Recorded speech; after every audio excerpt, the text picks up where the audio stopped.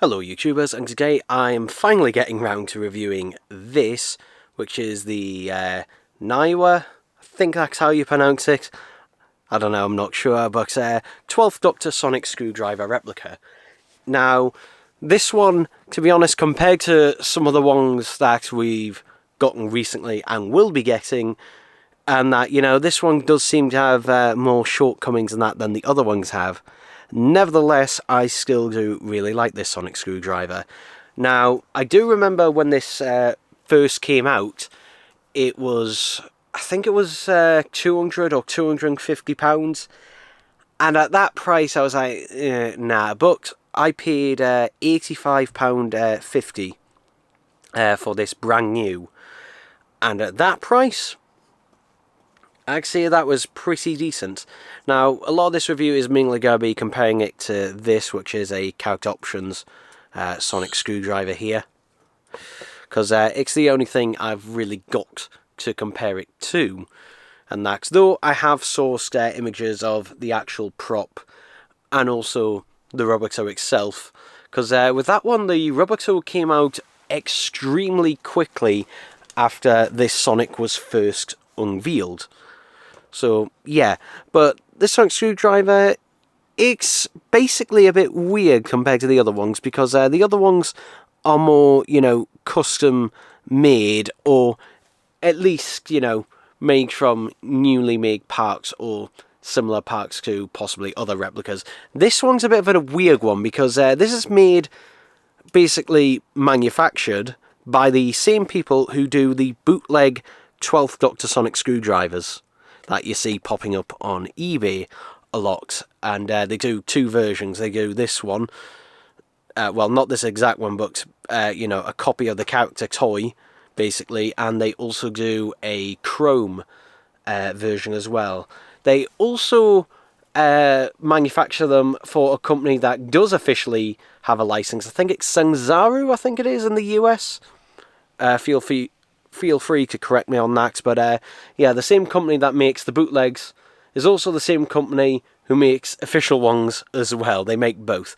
But anyway, the same company that made them essentially manufactured this, because this essentially is basically taking one of the toys and replacing certain parts with metal. For example, this section here, these silver bits here are all metal, that's all metal. Basically, any silver bits on this, or any, well, I say copper, it's not really copper, it's on this one, it's all metal. Apart from the switch. The switch is plastic, and to be honest, out of all the things on this that I would have liked to have been metal, the switch is basically the one that I would have liked to have been metal the most, because it's the only part of this that feels cheap in comparison to the rest of it. Now, all the blue sections here, they're all made out of plastic, and that, and also this blue section here. Because the way this operates, if I pull this out, you can see there, that looks very similar.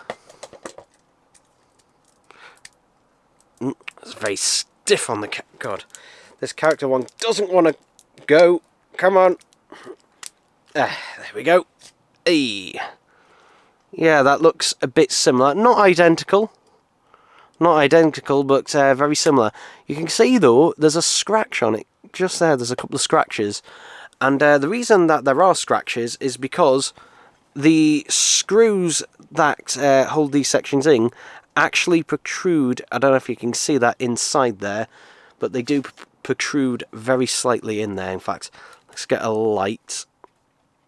And I don't know if you can see that, but you can see there they do protrude in a little bit slightly. Now, it's not a major issue, and that sinks it on a battery compartment bit.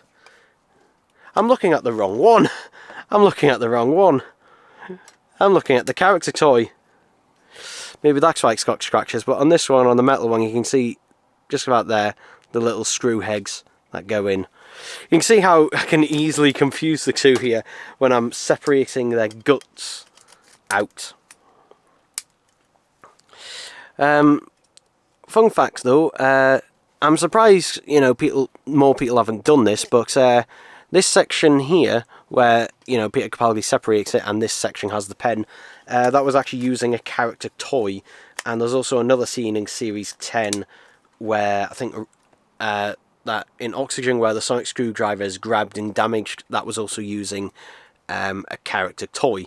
Because why make a dummy prop or stunt prop when you can just get a load of the toys for pretty cheap?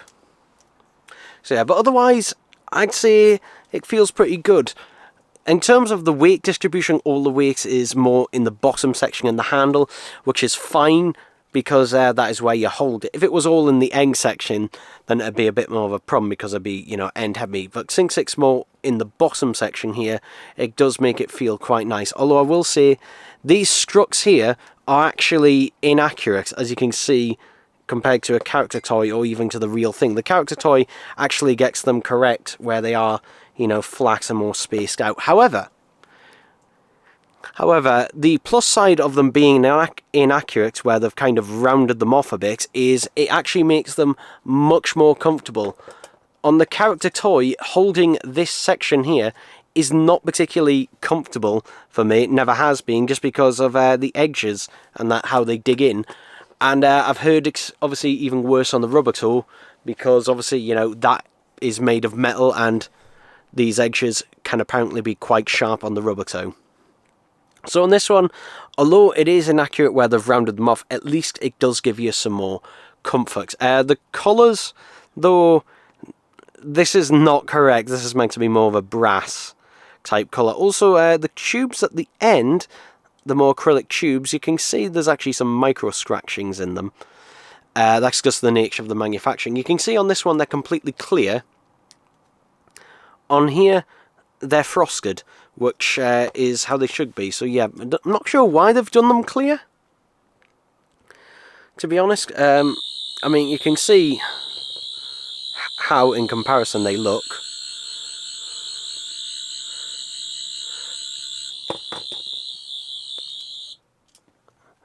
Now, in terms of the two of them, this one, while it doesn't glow as nicely as the character toy does, the character one does glow quite nicely with those frosted tubes. Though the advantage of having the tubes clear, and it might just be a brighter LED in general, is the LED in this one is far brighter. And also, that's quite a loud sound effect, this one. Yeah, it might be because it's using, you know, plastic and that, or maybe it's got some tiny little gaps cleverly hidden around there for the sound to vent out of. But yeah, compared to a lot of replicas where the sound will be very muffled, and that's obviously in an attempt to basically, you know, keep the sound and the look of it correct, this one is quite loud. Now, in terms of the sound chip used on this, this is the same one that you'll get if you get the bootleg chrome version of this sonic screwdriver. So obviously you get a normal sound effect there, and the higher pitched buzzing there, and you can see it's quite bright. Also, this is an actual 3-position switch. Now, on the actual prop, it's a... It's either a 4-position or possibly no, it must be a 5-position switch. It's either a 4-position or 5-position switch. Where this one is a bit weird because although it is a switch, it's still emulating the same way the sound effects are activated on this, which is obviously a push switch up for one sound effect, down for the other. Whereas on the actual prop, it's not like that. So it means if you want to, you can still activate multiple sound effects, though it's much harder to do on this because you have to do it down multiple times. Which, again, you know, can be a little bit difficult. You can see there's the 4 basic sounds, and then the extra 2 ones. You have to pull it down 3 times. As you can see here, we have the reg setting sound effect, which was on one of the prototype sonic screwdrivers that Peter Capaldi was given to practice with and go on tour. That one had the wheel originally, because originally it was a wheel that activated the sound effects, but it was later changed to a much more simple position switch.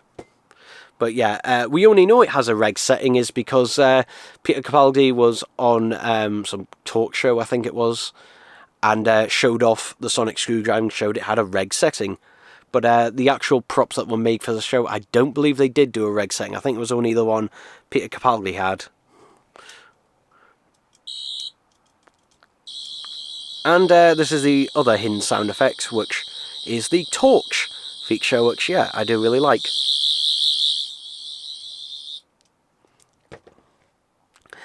So, yeah, basically, you know, I imagine, to be honest, I wouldn't be angry if Nawya, or whatever, again, however you pronounce the company, I won't be angry if they revisited this sonic screwdriver and redid it all in metal, to be honest, because they seem to be doing that now with all of them.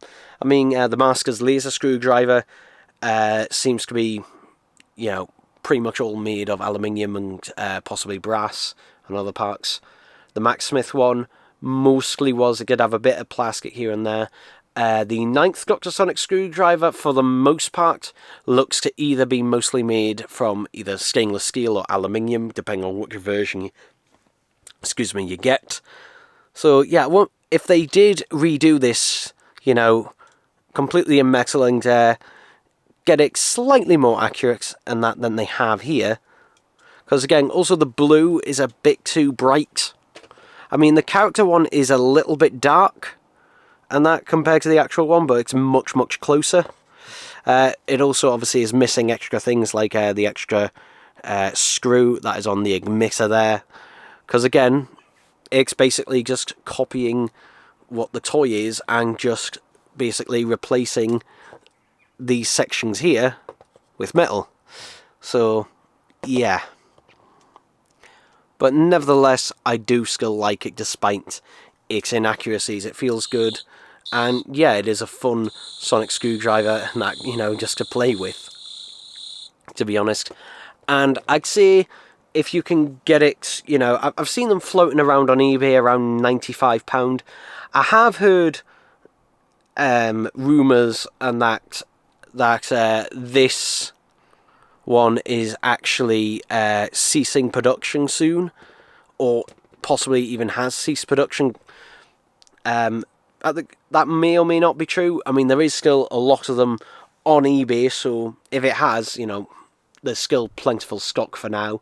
I imagine, though, it'll be a case of if they do get a demand for them again, then they'll make more. But yeah, I don't think any more are being currently manufactured at the minute, just because there's a surplus amount of stock out there.